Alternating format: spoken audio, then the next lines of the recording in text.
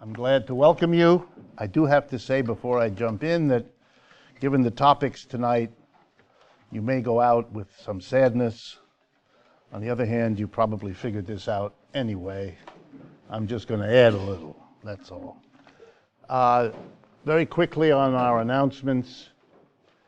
These evenings are brought to you by three organizations: the Judson Memorial Church, in which you are currently located, the Left Forum, which produces that annual event that I think some of you went to a month or so ago at the beginning of June, and Democracy at Work, that produces the actual evening each time that it happens, that also produces a video that goes out around the world.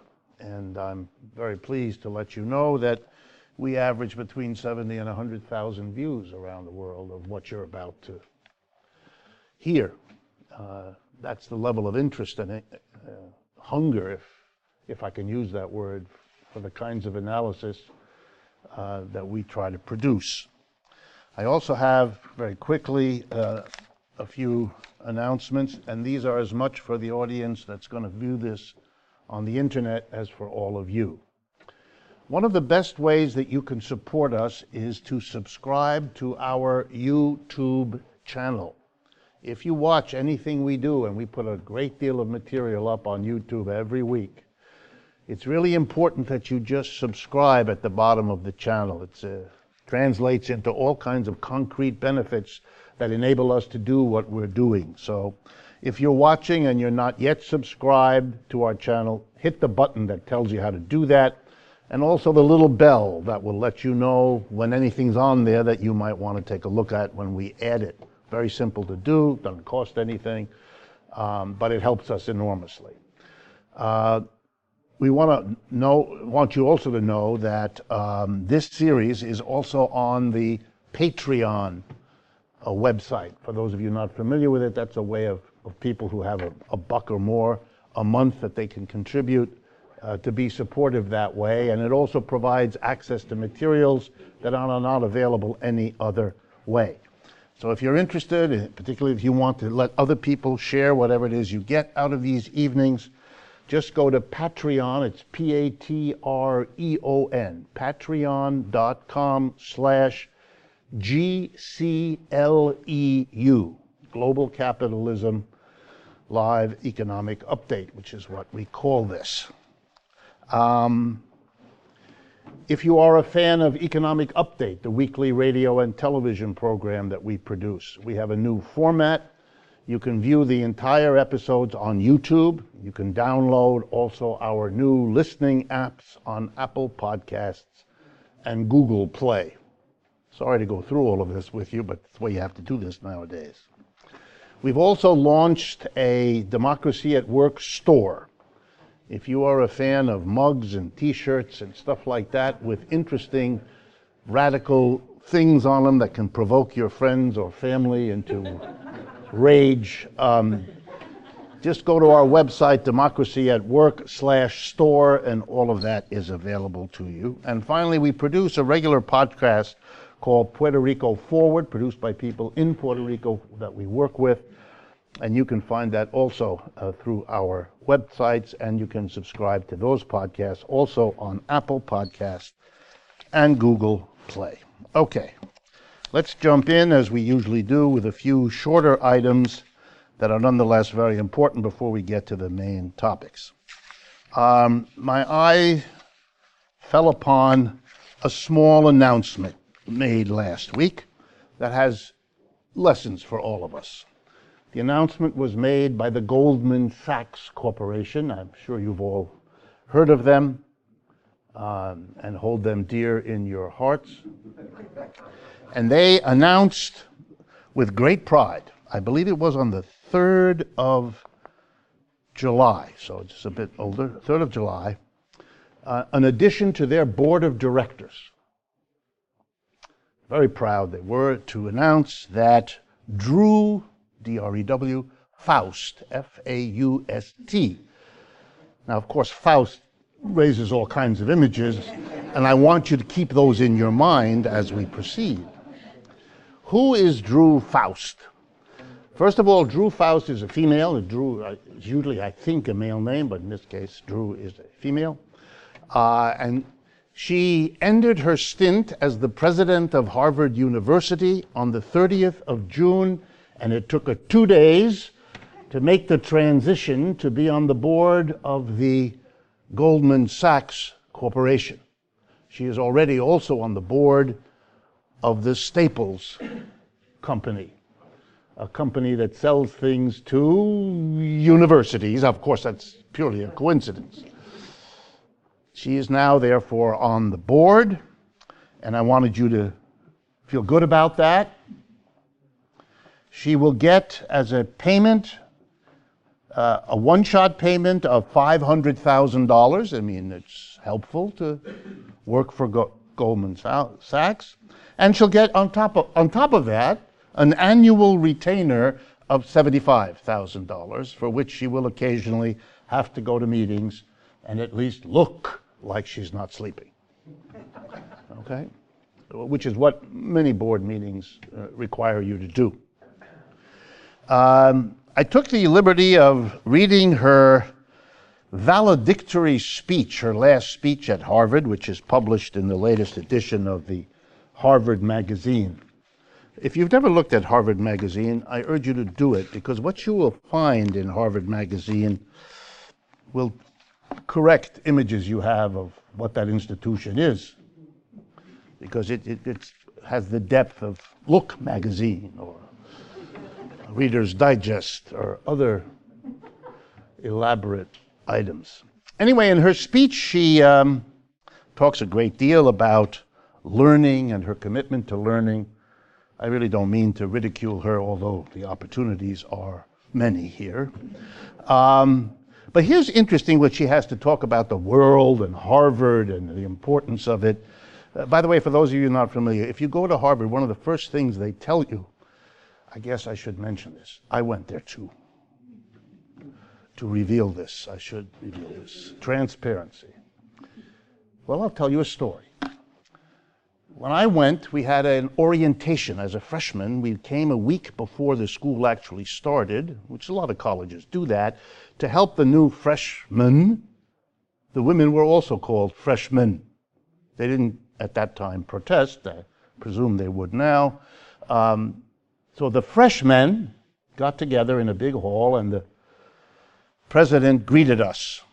And here's what he said. I mean, he said many things, but this was the one that stuck in my mind. Look, by the way, he said, look at the man to your left. There were women there, too. Look at the man to your right. He was used to Harvard. He had been there for a while, and they had just gone over from being only male to being co-ed and all that. He said, one of them will be a senator. One of them will be a captain of industry.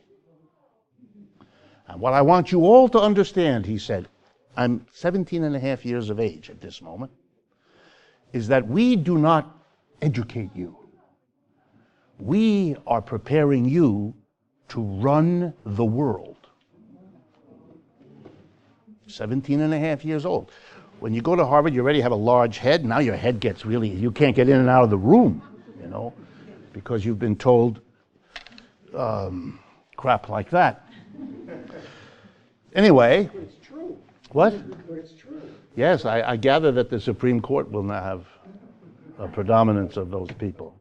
Yes, it has its grain of truth, and grain is all they need at Harvard to make an entire bread. Anyway, there's not a word in her statement here about capitalism.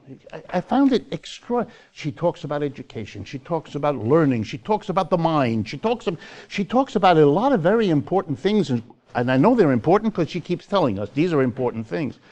But she hasn't got a word to say about capital. It's not an issue. It's not a topic. It's not a reference point. She talks about the ups and downs of the economy without giving the economy a name or a label or an adjective, which is what you learn to do if you go to Harvard. Not a word. Then she boasts. She boasts about having raised a record amount of money to be contributed to Harvard. Giving money to Harvard is a replay of the old claim, coals to Newcastle.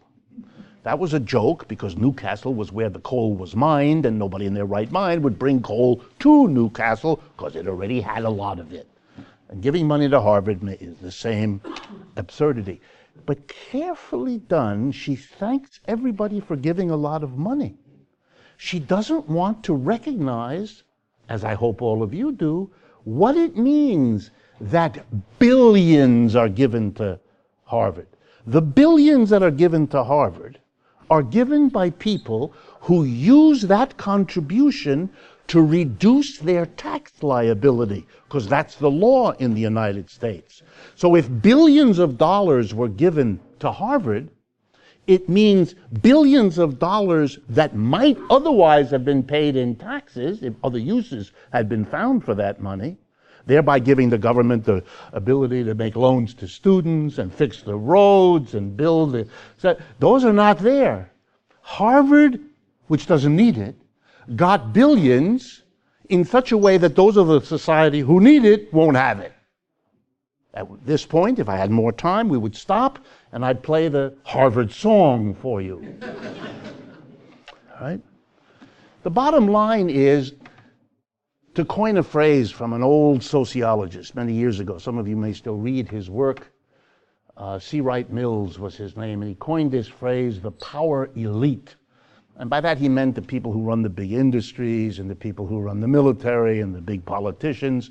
And he also included the heads of the universities, the people who together make it all happen, or as that fellow said to us, run the world. But they run it at your expense. And they celebrate it in such a way that we can all read about it, carefully having sanitized every part of this that represents how they rip off the society in order to create the wonderful rooms and the leather chairs and the elegance. I learned to drink sherry when I was a student, having not had that pleasure in my family of origin.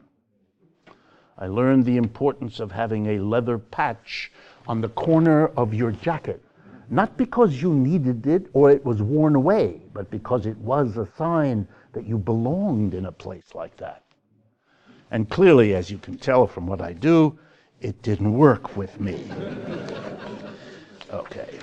They tried. They did try, but it didn't work. Harvard. You can put lipstick on a pig. It is still a pig. Okay. Next. In Massachusetts, which is where Harvard is located, in Massachusetts, something else played out over the last few weeks, and I wanted to talk to you about it because it's also remarkable in the lessons it gives.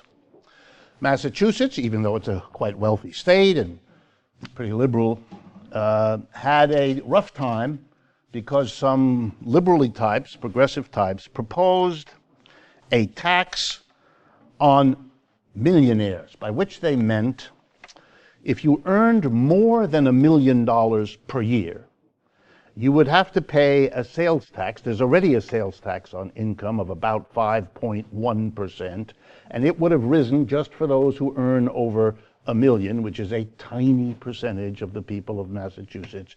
It will have risen to 9.1%, would have raised $2 billion, and would have been applied to the problems of the education and transportation systems in Massachusetts, which are in trouble. Okay, that was defeated. Corporations went to work to defeat that. The power elite, the rich, Drew Faust was busy and so could not weigh in on that particular issue. For some reason nobody can understand. That's a joke. I'm trying to make jokes. Okay, good. And the argument I wanted to raise with you, the argument given by the rich was that if you pass the millionaire's tax, by the way, we had that in New York too, Mr. Cuomo killed that, one of the many contributions he has made. The argument was made, if you tax the millionaires, they will run away. They will move. Now, before I explain to you why that's nonsense, before that, I want everyone to understand what that means. You're saying that you are very wealthy, and the majority of people believe that if you have that much wealth, you ought to pay a tax that reflects your ability to pay. The response of those who are confronted with this is to threaten you. You do that to me, I will hurt you. You get it? It's a threat. Now, it ought to be an interesting thing if a state is confronted by a decision democratically arrived at to levy a tax on a certain part of the population, which we already do, now on this one, that they threaten you with leaving. Now, one way a state could respond is to say, oh, you're threatening us. We'll do you one better. You leave the state, and you will never come back here again. And we will do this, and we will... Why not? It's a game of threats. But instead, the politicians folded.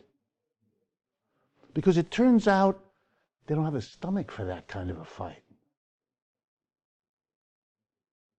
And so they cave, and they use that argument to their own constituents to justify why they didn't vote for that.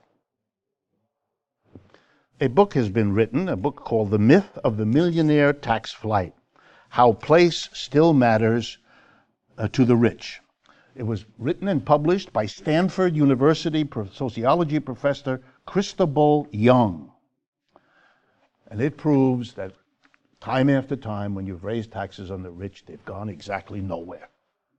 Turns out there are lots of reasons why they're located where they are, and the tax they have to pay, since they're very rich people, is a tiny matter for them. It's big for the state, it's small for them, which would be an argument to do it, except it has become, in this obverse, upside-down way, a justification not to do it. But if that were all, I wouldn't have told you about it. This happens so often in America. One more example, do you really need it? But it gets better. The Massachusetts retailers have been worried because there is a successful movement in Massachusetts to raise the minimum wage in retail from $11 to $15 an hour. As you know, it's all over the country. Massachusetts is that kind of state where this is going to go. And so, how to deal with this?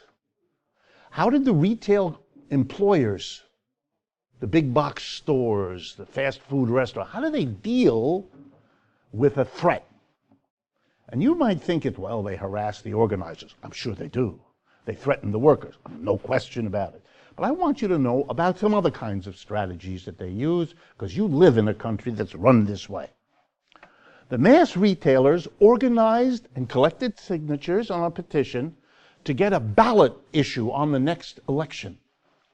Here's what it was. It would reduce the sales tax dramatically in the state. Why did they do that? Because they knew it would pass overwhelmingly. If you go into the booth, if you're an average citizen, and the question is, would you like a lower tax rather than the one you have? You're going to win that one. Everybody understands that. Why were the retailers doing that? Because it was a further threat to the politicians. You're going to all be screwed because it'll pass and you won't have the money you've had before, and you're going to have to make cutbacks, and you can kiss your political careers goodbye. And why was this done? In order to go to the legislature, which they did, and say, well, we don't want you to pass a law raising the minimum wage for the retail workers. And if you don't, we will withdraw our plan for a referendum on the sales tax so you won't be squeezed in your political career. And that was the deal that was worked out. There will not be a vote on reducing the sales tax. And the law about the minimum wage got changed. Not only did it get stretched out over more years before it gets to 15, I believe it's now 2023. You wouldn't want to rush giving people minimum wage. what idea that would be, but they added a little kicker as part of the negotiations. No more time and a half on Sundays and holidays. Massachusetts is a liberal state. God help you if you live in an unliberal state. Okay. Next. The tunnels that connect this city to New Jersey are, as you all know, an enormous pleasure to travail and to work through. The lighting, the air, the beauty along the wall, it's just, the world comes here just to experience the Holland Tunnel. I mean, it's just, In any case, if you haven't noticed, these things are falling apart. They didn't do real well with Sandy, and they've been doing less well ever since. The L train is going to be interrupted to Brooklyn because they have to fix the disaster that is. So there's been a $30 billion gateway infrastructure project planned for years now to fix all of that, to make us have that. But we can't get it because Mr. Trump and Mr. Schumer can't work out the deal needed to give enough money to enough of their respective associates to make the deal go through. Please keep that in mind the next time you hear someone explain to you how and why capitalism is an efficient economic system. Okay, now the two lesser topics for today. Since last we met, the Janus decision of the Supreme Court. They're very important for you to all understand what that's about. I'm always distressed when I discover that labor law is as little understood as it apparently is. So let's review, make sure we're all on the same page. Under the law of the United States, particularly coming out of the Taft-Hartley Act of 1947, it became the law in the United States that any benefit won for workers at any workplace by the action of the union that was there would have to be given to every worker there, whether or not that worker was in the union, whether or not that worker supported the union, whether or not that worker contributed dues to the union, like everybody else in the union, whether or not that worker went out on strike when the union felt that was the way to achieve the wage increase or whatever it is they were going at. In other words, that law created what in mathematics is sometimes called a free rider kind of situation, because every worker was being told by that law, you can get all the benefits, why pay the freight? Why pay for it? Why pay dues? Why go to meetings? Why go on strike? Just think of it. Your fellow workers go out on strike, lose the strike pay for 5 weeks while they're out on strike. You cross the picket line every day, smiling and eating their lunch. And at the end, when the strike finally gets something, you have to get exactly what every other worker gets. Even though the other workers sacrificed to get it, you didn't. It's a kind of law that shows you that the government is clearly neutral in the struggle between capital and labor, clearly helping you, and so forth. Anyway, this was very bad for the labor movement. Certainly had something to do with the collapse around those years, late 40s, early 50s. I think roughly a third of Americans were members of unions. Today it's about 10%. I mean, and the line is like a straight decline, literally over 50 years. But a compromise later on was arrived at, a little compromise. It gets called agency fee. It has other names too, but it's basically the following. Okay, the union said, you don't have to join the union. You don't have to come to meet, you can have nothing to do with the union. But since you get the benefits, you do have to pay a fee to the union because of all the work it does to process grievances and argue for proper precedence so you're protected and the laws and the rules of the contract are enforced and all the rest. An agency fee. You don't have to join the union, you don't have to support the union, but you have... The unions agreed to that? The unions, yeah, they fought for it. Because it was better than what they had. Before that, they didn't have that at all, nothing. This way they got some money paid in, Correct me if I'm wrong, Charlie, but they got some money paid in. At least that's something. Yes, so the unions agreed to it. What the Supreme Court did was to take that away. The Janus decision said, and I want you to understand the reasoning of the court. And this is the reasoning before Mr. Kavanaugh joins the court. It will be worse afterwards. But before he's there, the reasoning goes as follows. Unions use the money they collect for a variety of things, including supporting candidates, favoring legislation, supporting whatever. And that means that a worker who doesn't agree with what the union is saying, is being forced to pay for something he doesn't agree with. I want you all to take a deep breath. Can you imagine being required to pay for something you don't agree? It's downright un-American, said the court. We can't have that. So we can't require workers who get all the benefits by law that the union wins, we can't require them to make a payment of an agency fee either, which will cripple, or it'll hurt, many public sector unions, which is where this is aimed anyway, make their finances much more difficult. They're going to have to collect the money themselves in some way. It can't be withheld from the check the way this was done before, and so on. But I want you to realize the argument was not that there was unfairness in giving benefits to people who don't contribute to pay for them. You'd be hard-pressed to make that argument. So that was dropped. That was just ignored. It was a freedom of speech decision. It's the freedom not to have to pay for something you disagree with. So in the spirit, yes, sir. Can I stop paying taxes that go to the military? Good. That's one example. I'm going to give you another one. The federal government in the United States subsidizes every church, every synagogue, every mosque. I want to include them all, so I'm sure that you're offended by at least one of those. You are required to pay taxes. And part of that money goes to provide free police protection, free fire protection, cleaning of the air, cleaning of the streets, educating of the children. Everything that the people in those institutions get is tax-free. Now let me give you a better one. Did you understand what I told you about Harvard?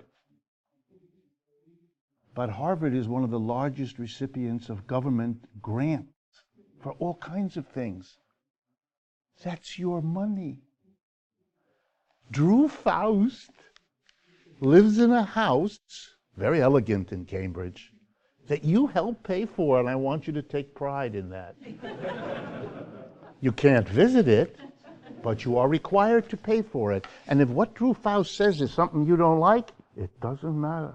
Yeah. Well, guess what? Donald Trump's home is built by people that go to work every day. We built that place. Yeah. We own that place. Right. And he makes money off of that place. And many other places. At our expense. Yeah. Correct. That's the way it works. That's the way it works. Anyway, that Supreme Court decision is very important because it really is a blow, one of a long list, but a blow against the labor movement. And it was pushed by right-wing think tanks, by the Republican Party as an institution, and for that, you need to also understand a little bit of the economics of that, which are not about labor unions. The economics of that is that one of the major financial contributors to many, many Democratic Party efforts are unions. Unions provide money. Unions provide staff people who help, a kind of an in-kind contribution, if you like. And the Republicans, who don't get money from unions very much, they get monies from the other side, rather better, They have always wanted to weaken the financial base of the Democratic Party against whom they run, and by doing this, they weaken the flow of money into the unions, which weakens how much the unions can help the Democratic Party. For the Republicans, that's all this is about. Labor, schmaber, free speech, they don't know how to spell it. They know they're weakening their political adversary, and just in time for the November election, where they hope it may make a significant difference in how that comes out. The other quick item, the elections in Mexico. For those of you who don't pay attention, you really should. Mexico is a very important country, a very large country, a very important economic thing, and a neighbor of ours as a nation. What goes on there is extremely important. It has been governed by a very small group of extremely wealthy families for a long time. And they've been able to stave off and prevent challenges. There were several in the 1930s. There were important ones. And the fellow who won a few days ago has tried before. It was not his first effort. And he's had literally an election stolen from him. He did win actually before, but they used some maneuvers to keep him out of it. The conditions in Mexico have gotten so bad over the last 20 years particularly, that the ruling party, which has been ruling there for forever, got stuck with a bad reputation for having let things get as bad as they are. There are large parts of Mexico where you don't go. Or if you do, you don't come back. Or parts of you come back and the other parts stay, which is not a good sign usually. So the people got angry enough to vote for a kind of an older hero who was a bit more progressive once and might be again. I'm not here to argue that he will or won't, nobody knows. He certainly spent the first few days after his election reassuring the power elite there he's not going to do much.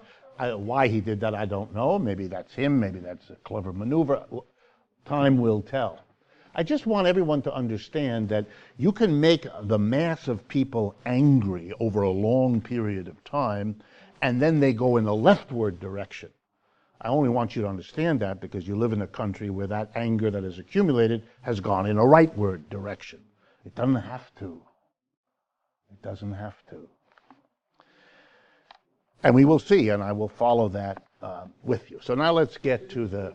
You made a remark several years ago, which I still remember. You said that all these efforts at reform in a sort of democratic country will always fail because those reforms put certain laws in effect, but they never take away the money and the power from the elite establishment. And so 10 years, 20 years, 30 years, they undo them all, and then you're in the same position again. It happened here, it happened in every single democratic, Chile, Guatemala, Nicaragua. Mexico, absolutely, absolutely. As long as you don't change that basic thing, you pass a law, you pass a reform, you pass a regulation, but you've left in place the people who have every incentive, having fought against that reform, having fought against the regulation, having lost, so the regulation passes. But if you don't take away from them their position as gathering into their hands the wealth of the society, you're leaving them with the weapon and the incentive to use it to undo what you've just done, which is what they do. It's what they do. They've always done that. The notion that you can make the piecemeal adjustments and reforms and somehow they'll stay there? What? What do you think? The people who didn't want that, they all went to sleep? They all said, gee, we lost, so that's it. We won't try again? No, they, guess what? They know very well that a regulation passed is not a regulation enforced. That a regulation passed is not a regulation that can't be amended, that can't be weakened, that can't be repealed. In 1933, after the worst collapse of capitalism in its history, we passed a banking act Glass-Steagall, it was called. It prevented commercial banks from risky investments with depositors' money, because that was considered to have, the banks, not for 1 minute, they fought against it. They were defeated because of the mood of the country in 1933, which was very anti-capitalist and even more anti-bank, even more than this country is now. So that law was pushed. The banks immediately went to work. First, they evaded it. They set up banking subsidiaries in the Caribbean that weren't subject to American law, so they could do it, and then this and that, and then they weakened it. And finally, when they saw that the political wind had shifted in the 1990s, they came with the last step: repeal it, erase it. And in 1994 or whatever year it was, the Congress repealed the Glass-Steagall Act. And all it needed was the president's signature on undoing the New Deal. And that was signed by Bill Clinton. For those of you who imagine that a Clinton is going to fix anything, I can't help you if you're there. It requires an amnesia about American history that even those of us committed to that kind of amnesia as a sign of patriotism can't quite manage. Not so easy. So we will see. Let me turn then to what's, I hope, on your minds, because it certainly is everywhere around us, which is the spectacle of Mr. Trump. Literally over the last 2 days, for those of you that have missed it, he has insulted Mrs. Merkel in Germany. He has insulted Mrs. May in England. He does have a problem with women, in case you hadn't noticed this. Earlier in his campaign, you probably noticed it. He continues to have this problem. But I want to talk about sort of the larger picture of which he's a part, something which the media, in my judgment, don't do. So here we go. Capitalism is a highly unstable system. I want to remind you, you have to keep this in your mind. Every 4 to 7 years, wherever capitalism has settled in, it has what is politely called a business cycle. On average, 4 to 7 years. It's an average, so sometimes it'll go 11 years, and sometimes only 2 years between cycles. There's other words: recession, depression, downturn, catastrophe, crisis. I could go on. We have a lot of words in all languages for this because capitalism produces this with the regularity of a disease. And that's a problem because periodically millions of people are thrown out of work. Businesses shut down or cut back. Governments have no money to maintain functions. I mean, it's traumatic, not just for the people who lose their jobs, but for their husbands and wives, for their children, for their neighbors, for their relatives, for their communities. Wow. Some places get hit so bad with one of these that they never recover. That is, the downturn, instead of having an upturn later, which they're supposed to do, and they often do, sets in motion so many secondary effects that they never can get back up. Detroit never got up. Camden, New Jersey. I'm mentioning places you really should visit if you never have, because nothing I say can get across to you what an hour or two riding around these places. Be sure your windows are rolled up. Cleveland, Camden, my hometown, Youngstown, Ohio, places like that. Places like that. Awful places for decades and decades. So economic instability is very dangerous for capitalism. It has tried for the 300 years that it has been growing and spreading around the world. Capitalism has tried to deal with that instability over and over again. The most famous example, Keynes, the economist in Britain, and Keynesian economics, and Keynesian monetary policy, and Keynesian fiscal policy, and all of the apparatus, trying in every way, and his was not the first nor the last, trying to prevent these cycles. Every effort to do that has failed. Let me do that again. Every effort to overcome the cyclical instability of capitalism has failed. That's why we're in 2008, the collapse we had just there. Proof positive that we didn't fix it. It was busted badly. Okay? The second wonderful quality of this system is its tendency to inequality. Left to its own devices, capitalism makes the rich richer, and the rest of us, well, you know. You know. If you needed the proof, Mr. Piketty, a very well-established French economist, wrote a book in 2014 called Capital in the 21st Century, in which he literally does the work, 600 pages, documenting time after time, place after place, how capitalism makes it more and more unequal until, this is the absolute situation, there's a political backlash, until the mass of people finding themselves falling further and further behind blow up somehow and demand, and then it gets fixed for a while. Either the inequality stops getting worse or it's even reversed for a while. In the 1930s, it was reversed in this country for a while. The inequality of the 1920s was much worse than what we had in the 30s and 40s. They did reverse it. The New Deal did that because mass Americans demanded it, and they got it. And then what happens? Well, it's again your point. Since you haven't changed the basic system, you've left the power and the wealth in the hands of the same small business owners. They wait until the upset of the masses has played itself out a little bit, and then they go to work to undo it. Most of you have been living through the last several decades of the United States, which is the undoing of the New Deal. All the protections you got have been taken away, one after the other.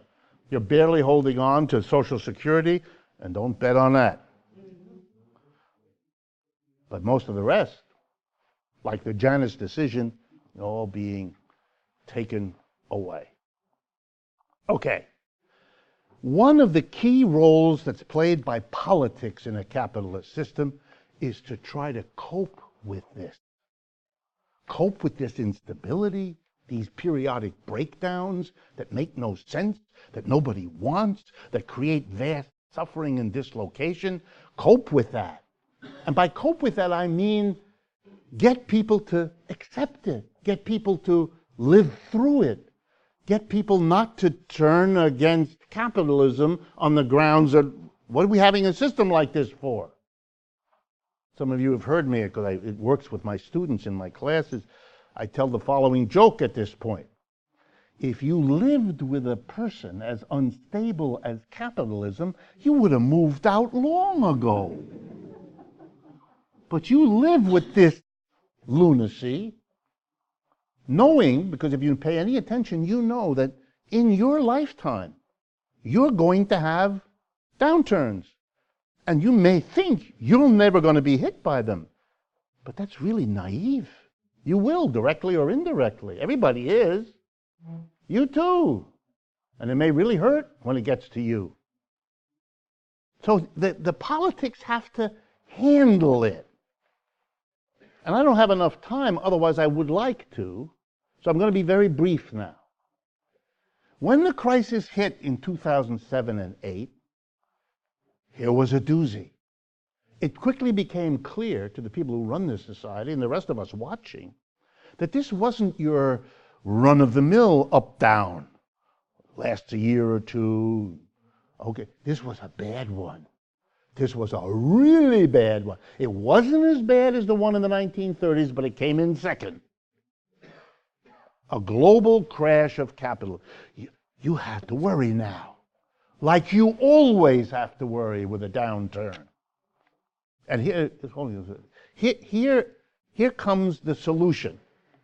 This may upset some of you, but just follow the logic of it. The solution was Obama.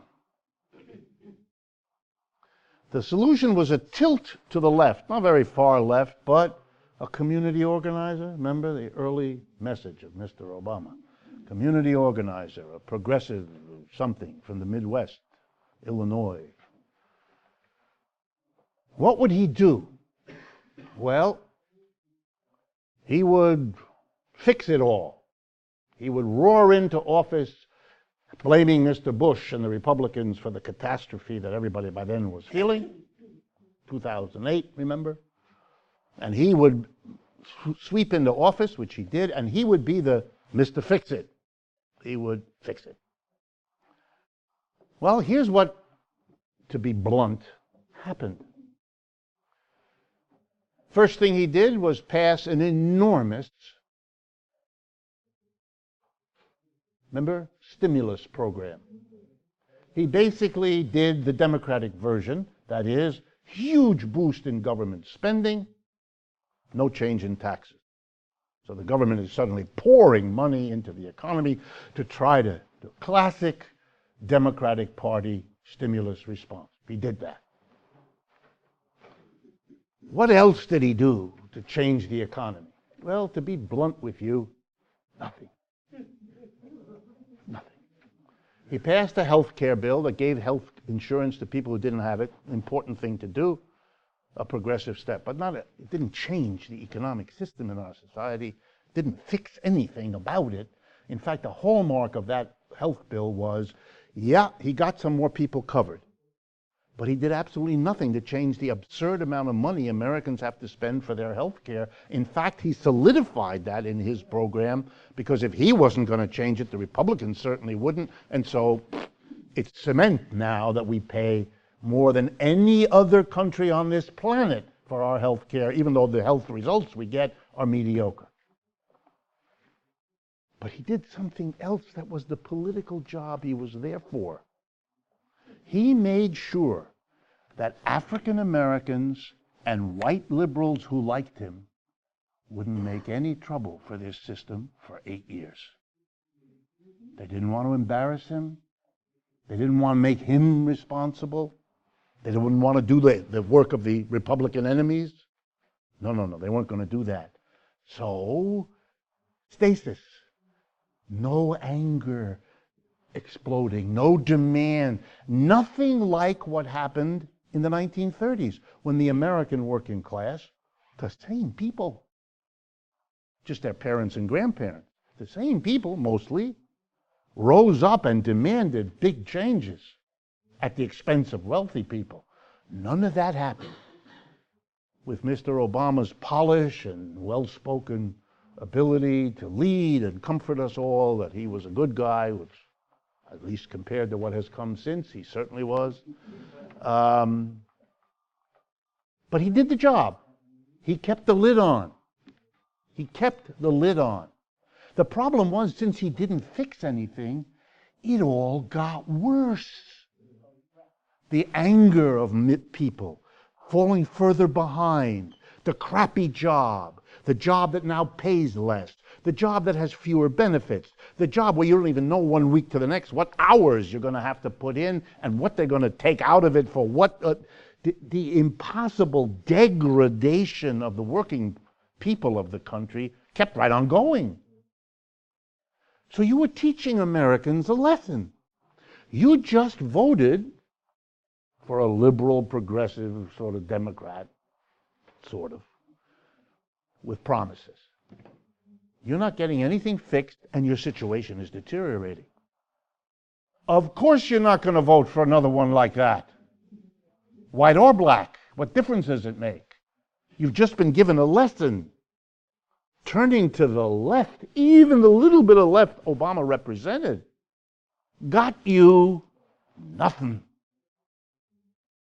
So are you surprised then that the next time they get a chance, they're kind of doubly angry because they've been had, they've been betrayed. They hoped for something. Remember Mr. Obama's slogan, hope and change. Remember, hope and change. Okay, let's suppose a lot of Americans took that seriously, which they probably did. Well, you smashed the hope because you didn't deliver the change. Okay, and now you're going to get people what? They want somebody outrageous. Mr. Trump fits the bill. He's always been outrageous. Nobody likes him. Look at his wife. She can't stand the guy. You can see it in her face.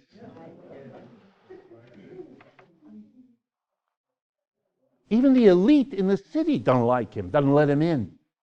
He's been the outsider. He doesn't get it. He's a bully. He's all the things you all know. You don't need me to go through it with you. But that's exactly what people wanted. They wanted the guy who's the outside. They all feel outside. You know, there was a special torture Obama did in the last part of his second term. It wasn't just him. But he presided over this language of recovery. The American economy is in recovery. You know what that does? It says to every person whose life isn't recovering, there's something wrong with me. Everybody else is recovering.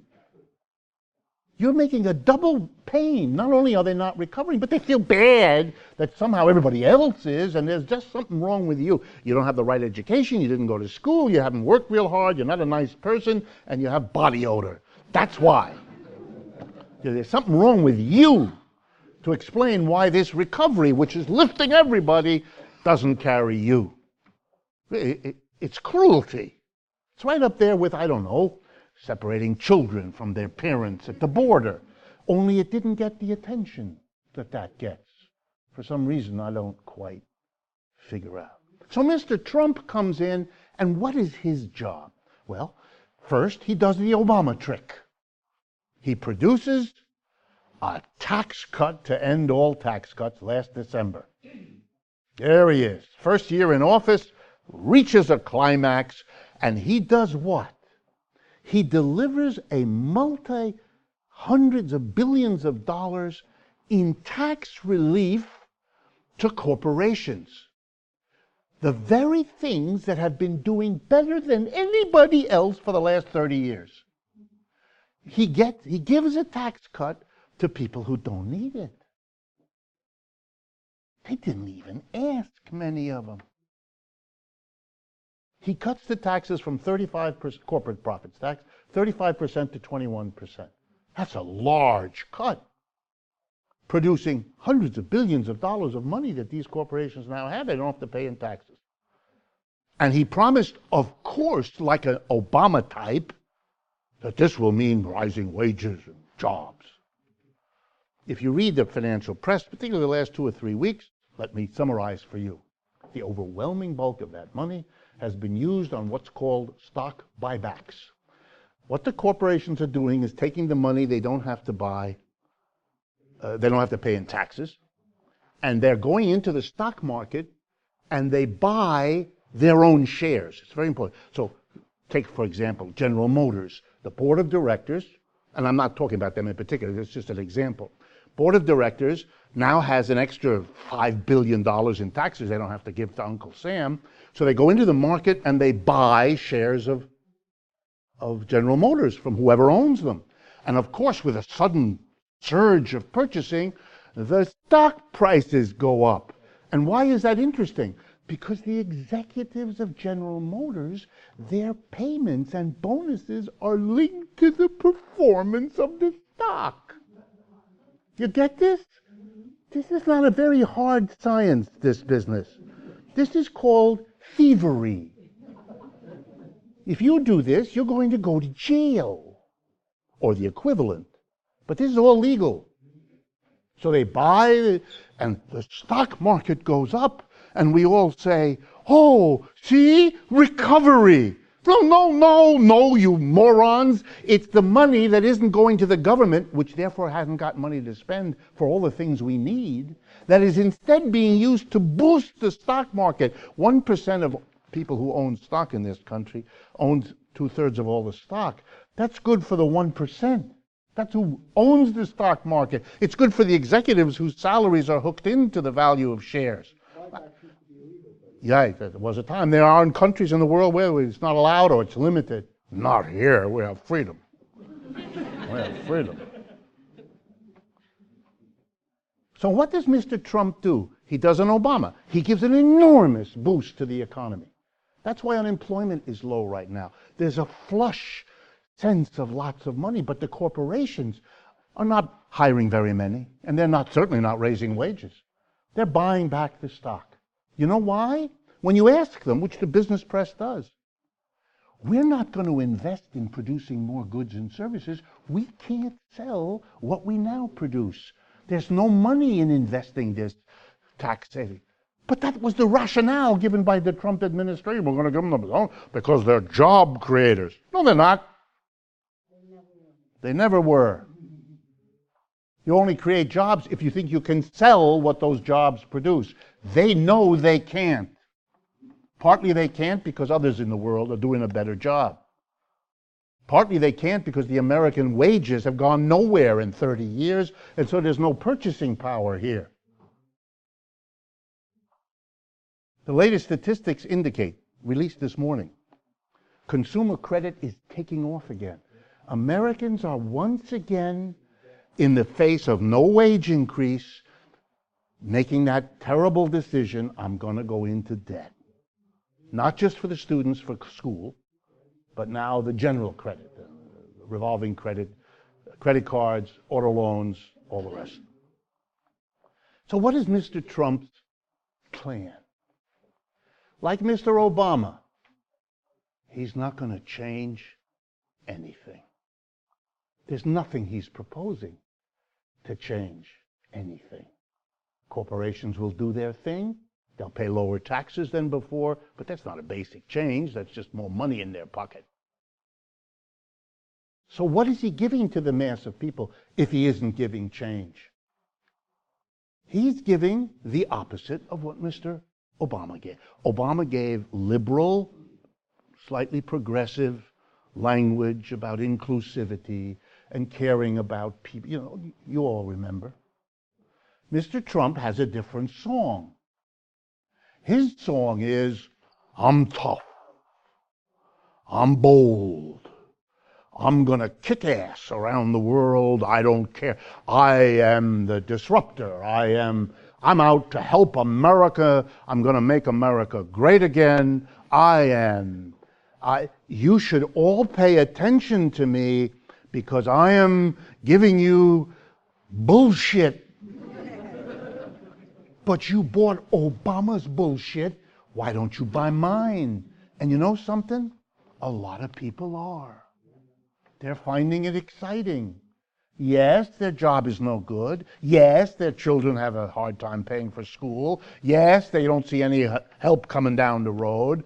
But look at him, he's telling them where to get off. They have to, yelling at NATO and yelling at the WTO and yelling at these foreign leaders and yelling and he's yelling. And he's yelling to make things better for me. Mr. Obama said he was trying to make things better for everybody too. They gave Mr. Obama the benefit of the doubt until they couldn't stand it anymore. And that's the issue, friends. That's the issue for Mr. Trump too. He cannot deliver anything real.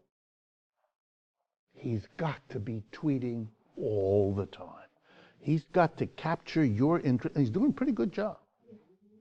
He's got to capture your attention, your interest, one theater piece after another.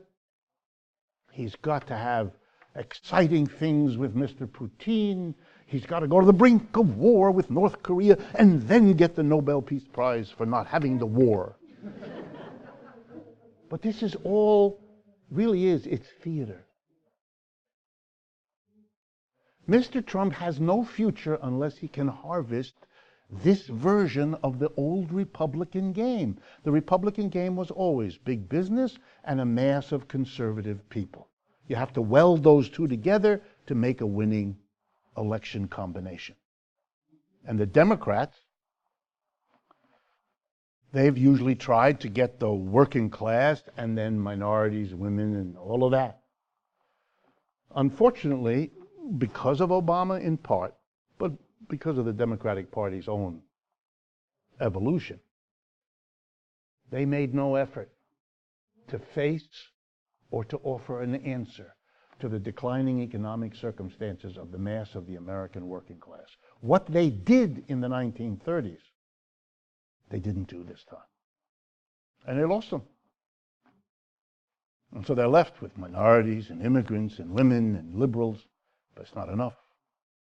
And now their strategy is to wait for the obverse of what the Republicans did. The Republicans waited for the mass of people to become so disaffected from the nothingness that Obama did. They're now hoping that the people will become disaffected with the nothingness Mr. Trump's doing. And they may be right. I'm not here to tell you they're wrong. That's their strategy. That the American people will get disgusted with Mr. Trump and vote in another Clinton or something like that, or an Obama or something like that, rather than face that our politics is a politics in which we clean up, or we ask our political instruments to clean up the mess that capitalism makes of so many people's lives, to come up with a solution that is 3 parts political theater and 1 part helping the rich in the hope that it trickles down a little bit. It's the old trickle-down business. It's all it is. There's nothing new here. Just like there was nothing new really in Obama. There's nothing new in Trump. These are variations on the same thing. But let me end it with this. I'm going to respond to some questions. It's always possible that these things spin out of control. Nobody here should please do not understand me as saying that anything here is under control. Mr. Trump is trying to survive politically with the cards he can play, given who he is and who his supporters are. Just like Mr. Obama did with a somewhat different hand. Neither of them is in control of this situation. These tariffs, this absurd game, it's worth a couple of minutes before I do the questions. A tariff. You all know what a tariff is, just another name for a tax. It's the name you give a tax when it's a tax on a particular thing, namely an object produced in another country that crosses your border and comes into your country, and you hit it with a tax as it crosses the border. It's like being hit with a fine when you drive from Massachusetts to Connecticut. I mean, we don't have that, but you suppose someone was there and you had to pay $5 to enter. That's all this is. It's a tax. You can't bring that car or that bottle of wine or whatever it is that's coming in from out of the country into America without paying this tax, which is called a tariff. All countries manipulate their foreign trade. This is a process as old as capitalism, if not older. Capitalists who have problems go to their government and say, help us. And one of the ways a government helps a company, by the way, why does a politician do that? So he gets money. It can be a bribe. It can be a donation to his favorite charity. It can be a contribution to his political campaign. It can be, who knows, as many as you can imagine. So the politician wants to get the support. So he does something. What is it the business, it's usually businesses, what do they want? They want help. One of the classic things they want is, suppose foreigners have figured out how to produce what an American company produces, but they either do it at a lower price or they do it at better quality. Let me pick a random example. Automobiles.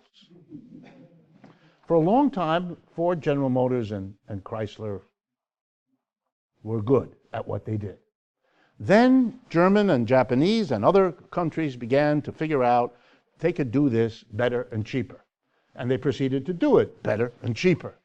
And Americans, not so surprisingly, said, ooh, I'd rather spend less for something better. Bye-bye Chevy, bye-bye Ford, et cetera, et cetera. Ford and Chevy went to the government and said, help us. Now, of course, they can't say when they go, please help us because we're so inefficient we can't produce a car to save our lives. This doesn't sound right. So instead the argument is, they're cheating. Huh? Yes, they're cheating. They did something, can you believe it, wrong. something we would never do, because we don't play by these nasty rules. So we deserve help to offset their cheating. One help you get is a tariff. So let's suppose the Toyota comes in $1,000 less than the equivalent Ford. You slap a tariff of $2,000 a car. Now the Toyota costs $2,000 more than it did. The Ford is now cheaper rather than more expensive. And we all drop the Toyotas and buy the Ford, assuming we don't care about the quality of the car. Has the United States done that? Yes. Always. Now? Oh, yeah. Now. Because that's included in always. Every country does this sort of thing. Let me give you the example, the best example I think of all the time these days. Light trucks. You know, Americans are in love with those little pickup trucks.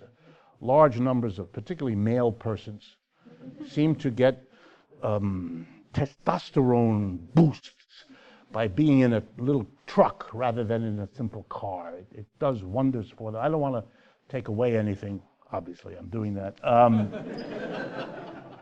So foreigners, it turns out, can make better trucks than we can, and cheaper, just like they can make better cars and cheaper than we do. So back in 1962, we put a tariff on light trucks, 25%. It's been in effect since then. Is it in effect now? Mm-hmm. Tariffs. Suddenly, Mr. Trump discovers tariffs. They're cheating. Who's cheating? Everybody cheats. And it isn't just tariffs. There are other ways. When the Japanese cars first came in a big way in the 1960s and 70s, the United States went to Japan and threatened them and said, you can't send more than a certain number. That's called a quota system. You can send up to 200,000 cars, but not one beyond that. We don't care what the price is. So you have a cheap, good car, fine. You can. Those were the days where if you wanted to buy a Honda, you went to a Honda dealer, you gave them your name, and you were put on a waiting list, and if you were lucky, by next Christmas, they'd call you up. Because you couldn't get them. Everyone knew they were better, but they had a quota. So the United States is not some naive, you didn't make a good deal. Mr. Trump is going to do a good deal maker. Oh, stop. If you believe that, then you believe that if you buy that certain kind of soap and use it, your sex life will be transformed. Right? You know that when they tell you that, they just want you to buy this soap. The rest of it is bullshit. That's what this is. This is political theater. All the rest of it is nonsense. And the same applies to the immigration issue. Don't be fooled by this. Over the last few years, immigration in the United States, two facts, which I'm sure many of you don't know. What are the two countries that send the most immigrants to the United States in the recent years? China and India. What's in the news all the time? Hispanic. It's as if our immigration, it's as if Mexico. Bullshit. It's not that. It's not that. That's theater, folks. It's all theater. How many of you have seen the movie Wag the Dog? That's what you're watching. This is a made-for-your distraction soap opera with the children and the parents and the others. What? This has got nothing to do with, this will not change anything in the American economy. Nothing. Not only that, the few places where this was going to make any difference are already busy working around it. The farmers who need the cheap labor to pick, they're already working a deal with the Trump administration to get special short-term laborers, foreign students. They're figuring it out. By the way, including immigrants who will come in now under a new name. This is childish, this stuff. I'm going to make America for Americans.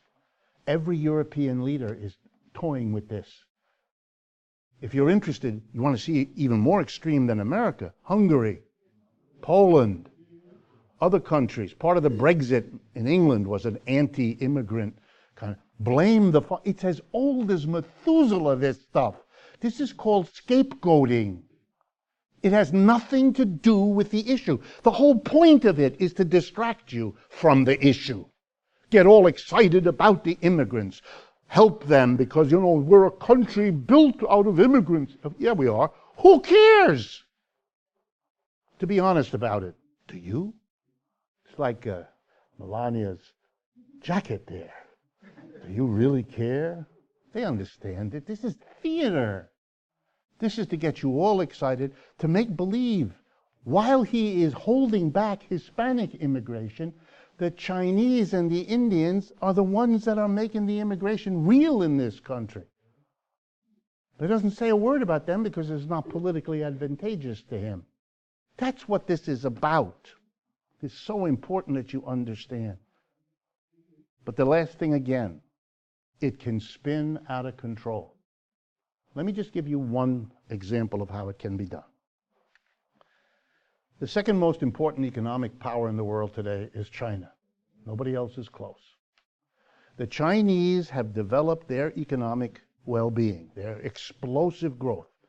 Faster, the Chinese went from a poor, backward country to a modern economic power in 30 years. Nobody has ever done that before. It took England 3 centuries. It took the United States 2. They did it in 30 years. Now that takes a lot out of people. They moved 300 million people from the countryside to the city. A traumatic change of life for people that takes a long time to digest and process. China is a society in turmoil it couldn't possibly be other than that, given what's happened to them. Well, they built their economic success out of exports. They became the place that produced for the rest of the world. They could produce better and cheaper, and that was their success. That's why we all, you're wearing clothing from there, and appliances company, everything else. And now they've moved up the technology chain. They've gotten more and more proficient. They can do more and more fancy, technologically advanced stuff, etc., etc. But they're still heavily dependent on exports. If the United States' behavior, whether it's through tariffs or anything else, seriously cripples, diminishes their ability to export, nobody knows what's going to happen. Maybe they'll work out an alternative. Maybe there'll be a deal between China, Russia, and Europe, and it'll be realigned, and we will become the backwater of the world. And that'll affect all of us in very profound ways. That's one possibility. The other possibility is the Chinese will do it alone. Amazing, but they might. They've been working really hard the last 10 years to reorient their economy away from exports towards domestic. They've raised the wages of their workers spectacularly. I tell American audiences, they don't believe me, but you do the research. American wages have been stagnant for the last 25 years. Wages in China have gone up 6 times. Do you understand? Their working class is well paid now. By their standards historically, unbelievable. No one is going to make a revolution in China anytime soon based on their economic experience. That's a Western risk, not there. So they may pull it off. But if they can't sell their exports, then there's no way to keep those people who have moved from the country, 300, 400 million, to the cities. You can't keep them working. And if you can't keep them working, no one knows what they will do. But they will probably turn against their own government. Where else are they going to go? Or they may try to solve their problems in war, just like Mr. Trump. If all else begins to fail, if the tweeting doesn't work, we're going to have a patriotic, you can imagine. I mean, look at the act 2 days ago of pardoning the people who were shooting at the American people in Oregon. I mean, whoa. He's trying to shore up the supports he has in that part of the population. But these things can spiral into war. And then you and I will all face the same kind of issue other countries have faced. At a certain point, the Italian people figured out that this crazy Mussolini was taking them into the death camp, or Hitler, or Franco, or Salazar in Portugal, or any one of 100 other. The idea that that can't happen here, that we can't be looking at Mr. Trump and saying, are we going to go down with the ship as he thinks it? Right now, no, he's sitting there and boasting and yelling and screaming. He's got his game. All right, the first question, right on target. What do you think the next economic bubble will burst? Well, I'm not going to answer that question, partly because I don't believe in predicting the future. It hasn't worked out real well. If you go to a country fair and you ask the fortune teller there who you'll be sleeping with next week, and of course she gives you an answer, or he gives you an answer, you know that that's an amusement. If you start getting anxiety ridden because you don't want to sleep with that person, you've misunderstood the experience here. You're not to take it literally, it's an amusement. Predicting is an amusement. I don't do it. My colleagues in economics do it. And the reason they do it is because it is extremely well paid. Particularly Americans, but Europeans too, but particularly Americans, especially if they are in a position of importance in a corporation, are constantly required to make decisions. Do we invest in this? Do we expand over there? And they're terrified about making those decisions because deep down they know that they have no idea if that's a good idea or not. So what are they going to do? They're fearful because if they make a decision, which the job requires, and it turns out to be bad, they risk being fired. And they figured out a way out of this dilemma. Hire an economist, preferably one who has pedigrees after his or her name, and get them to write you a report explaining why the best decision you can make is whatever that executive has decided to do. That way, if it turns into a disaster, the executive can say, it's not just me, it wasn't just I went out and I got the expert advice. It's a job-saving mechanism. Nobody believes in this. Not the executive who pays for it, nor the economist, unless they're really deluded, who makes money, good money, doing this. It's much better paid than being a professor. Okay? So, having said that, the financial press is full of predictions of collapse, particularly in the last month. It started in May, got really serious. It already began in January, but it got really serious since May, and in the last few weeks, Morgan Stanley, Citibank are out with statements saying to their clients, sell your stocks, get out. It's terrible. The level, and here's the basic argument, the level of debt in this society is out of control. Corporations have loaded up on debt because we've had these artificially low interest rates, right? Because of the economy started to collapse with the dot-com bubble in 2000, then compounded by the crash in 2008. The Federal Reserve came in, as I assume most of you know, and dropped interest rates to historic lows. That's why if you have a savings account, you look there, and each quarter you get 82 cents. When you used to get dollars, that's because the interest rates are low. Well, for you, it's bad news. Who cares about you? For corporations, it's party time. It means they can go and borrow limitless amounts of money at very, very low interest rates. A good bit of the stock buyback is done with borrowed money. The company borrows money at 0.5%, goes in with that money and buys its own shares, drives up the price of the shares, and says to the world, look how good our company is doing. This is a company that's now in debt way more than it was before. So corporate debt at record levels. We've never seen it before. Government debt at record levels. We've never seen it before. And now going up because the tax cut of December is meaning the government has much less revenue, and they increased government spending to keep the Democrats from making a revolt. And so we have growing government debt, and now the consumer debt is taking off because people are at that juncture. They can't anymore solve their financial problems any other way. They were still reacting from the collapse in before, by holding back, but now they can't anymore. They've held back long enough. That's why people are taking crappy jobs at low income.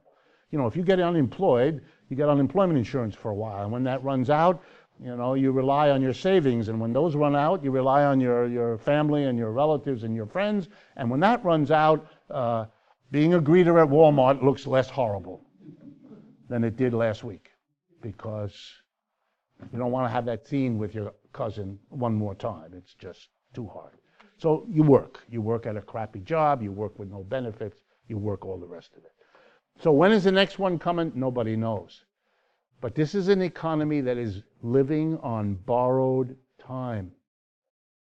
Mr. Trump in December did a classic Keynesian move. He cut the taxes, so the money coming into the government is much less, so all these companies have money to spend, and he increased government spending. How do you do that? You have less money coming in and more going out. And the answer is you borrow it from anyone in the world who's willing to lend you. And because the world capitalism is very shaky, a lot of people around the world are very nervous, and they bring their money here. So it works. The United States collects the savings from around the world, allowing the government to play this game. Of course, this wouldn't work if the rest of the world said, no more. What's the country, the number one country in the world that we owe money to as Americans? What is the country that has given the United States the most of its savings as a loan? People's Republic of China. And if Mr. Trump pisses them off enough, they will unload that. They'll stop lending here, and they will sell all those treasury bonds they have. And when you sell them, you drive down the price because you're unloading them. And when the price goes down, the interest rates go up. That's the way this is done. And then we will all be sitting here one day having read in the newspaper that our credit card is now going to cost us $15 more a month than it did last week. That our plan to buy a house is over because the mortgage is unaffordable. And we can't get that car because it's now out of reach with the interest rates that we have to pay. The Chinese have all kinds of measures. They don't want to do that. They don't want to do that because it disrupts them. But they're also not going to sit there and be the patsy who takes the entire cost of Mr. Trump's political ambitions. Not going to happen. Last question we have time for.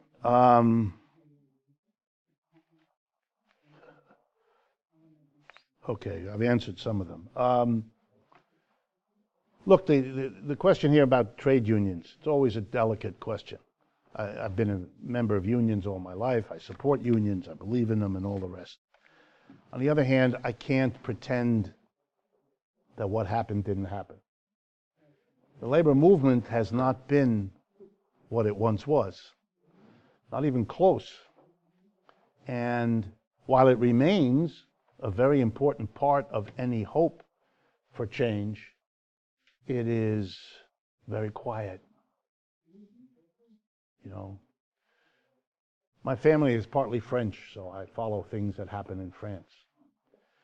Several months ago, the public employees in France who run the railway system, the railway system is a public system, decided that they weren't getting a proper contract.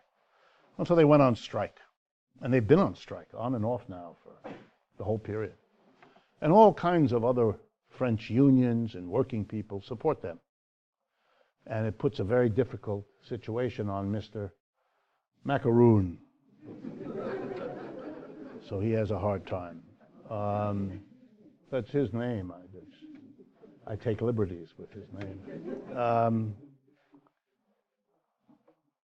Unions have to fight or else they die. I mean, I think that's the lesson from the labor movement's history, and they've been hesitant to fight, and therefore they've done a lot of dying. It's extraordinary that a government, a right-wing government like Mr. Trump, who is more right-wing than Mr. Macaroon in France, has gotten nothing from the labor movement. No demonstrations, no marches. What? No big event, nothing to galvanize the American people, many of whom don't like Mr. Trump, but could use some leadership about how to deal with it. Lots of social movements that are used to working with labor and getting help from labor can't these days.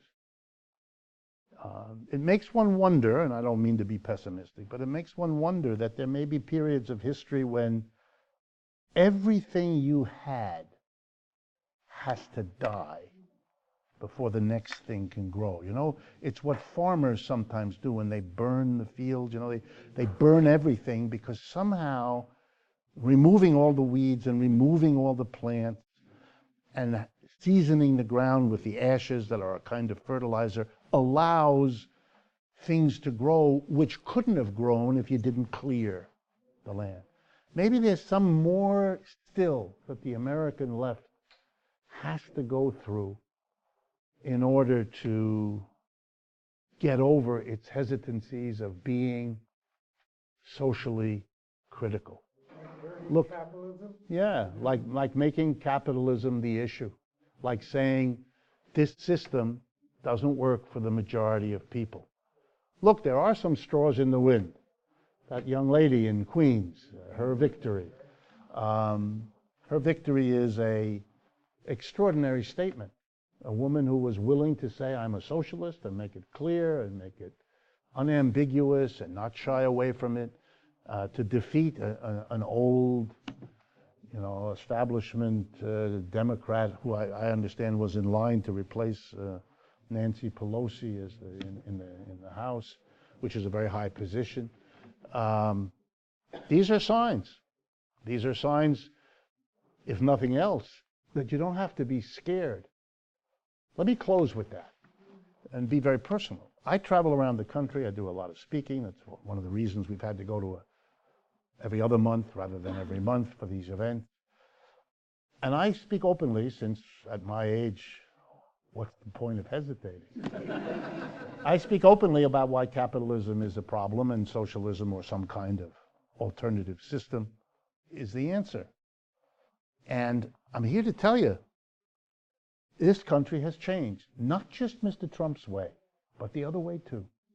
The audiences that I talk to, which come from all different parts of the country and all different kinds of backgrounds, are perfectly comfortable hearing what's wrong with capitalism and hearing about how we need fundamental changes, that the businesses have to be run by and for the people, not by a small number of investors. All of that's got to go. We have to democratize the enterprise. They get all that. They're really interested in discussing the details and figuring out how we get there. But the proposition that capitalism is something they don't want to support anymore, that's not a problem anymore.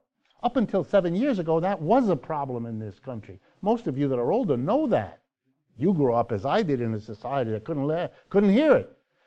I got to tell you, that's over. You don't have to do that. If we don't run around now and talk about it, we will have missed an unbelievable historical moment. We can do that now. The government is busy bothering Muslims. They're not bothering us. And that's a big mistake on their part. I hope they do not understand. So far, I'm comforted that they seem to have no clue. Thank you very much, and I hope I see you again.